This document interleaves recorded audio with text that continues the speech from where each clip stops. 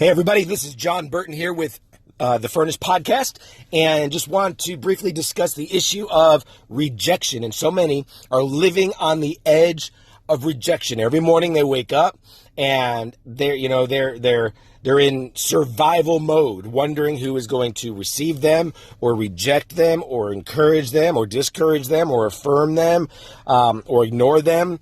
And so every moment of their life is really formed by whether other people are going to receive them or not. And it's this spirit of rejection that causes so much damage in individuals' lives, and also corporately. Think about the church.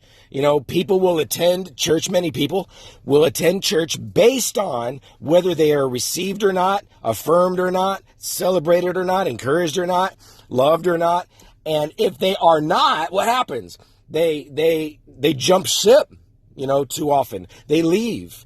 And not only do they leave, but they leave grumbling and complaining and pointing fingers and accusing. And it causes this really diseased kind of a situation within the local church. And so we don't want to participate in the local church based on how well we are received, but we want to participate based on whether we are able to serve or not, right? Whether God assigns us there or not.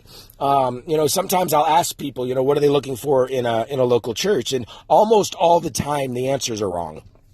And, the answers are, I'm going to attend a local church, and people will say, they need to preach the word and worship needs to be good or whatever. And they'll talk about that stuff. Of course, there are non-negotiables, in the local church. But then they'll say, are they going to be received? Are they going to be loved? Are they going to fit in? Are they going to find a place? And there's nothing wrong with wanting that. But there is something wrong with needing that, needing to be affirmed and needing, Jesus was rejected, and I've said this many times that I find it very, very interesting and actually disturbing that, Jesus, when he was rejected, he started the church. He loved the church. He laid down his life for the church. But people, when they're rejected, they leave the church. And so this is a big issue. People today, they become very, very needy. They're resistant. They're hesitant rather.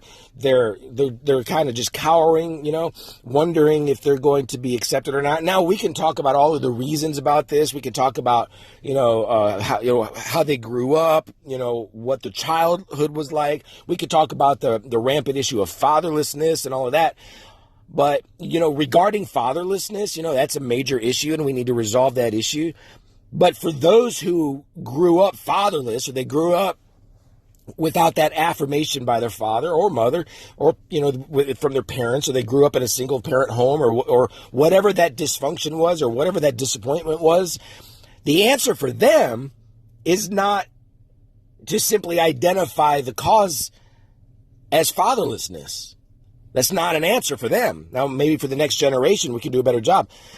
So for them, they simply need to understand the Gideon principle, that you are a mighty man of valor, or you're a mighty woman of valor, and we know that story, and Gideon saying, I'm the least and the weakest, and, God, where were you? Like you were there for our forefathers. And, it's this fatherlessness issue, and God didn't play into the excuses. He said, you're a mighty man of valor. You are a mighty man of valor. Hey, mighty man of valor. And so we need to understand that we don't need somebody else to affirm us. We don't need somebody else to accept us. We don't need somebody else to empower us. We don't need someone else to enable us. We don't need that. God will use other people as he sees fit. But we don't need it. I don't need somebody else to affirm me or to promote me. I don't need that. When it happens, it feels great. It's nice. It's wonderful. But I don't need that. You don't need that. And by the way, those of you that deal with this spirit of rejection, you need to understand that it's that people of all types and all levels of success and all spheres, so many are susceptible to that. And you'll see it in their drive. When people start becoming dysfunctional in their drive, what I mean by that is they become aggressive, not for the sake of blessing others and serving the kingdom, but for building their own kingdom or their own ego. When you see that, it's because oftentimes of that fear of rejection. They see other people that are succeeding and something rises up inside of them and says, I'm not going to be the one that is rejected. I'm not going to be that one. I'm not going to be that person. And so instead of, cowering or hiding in their own cave, they'll react a different way. They'll become overly quote unquote confident, or they'll try to put that forward, or they're overly aggressive. And now they're building not for the sake of what's healthy, but for the sake of their own dysfunction. And so all you folks that you look at all these other people that are successful and that results in rejection, you need to know a lot of these people's success is driven by their rejection. So you're not alone. You're not the only one. So, hey, fall in love with Jesus. Go hardcore after him. Discover your identity in him. Serve well. Be joyful. Be so joyful every day that you wake up, not needing anybody to say the right thing, to do the right thing, to be nice to you, whatever. Be full of life. And I'm telling you what, man, it'll turn your world upside down. God's ready to set you free. All right?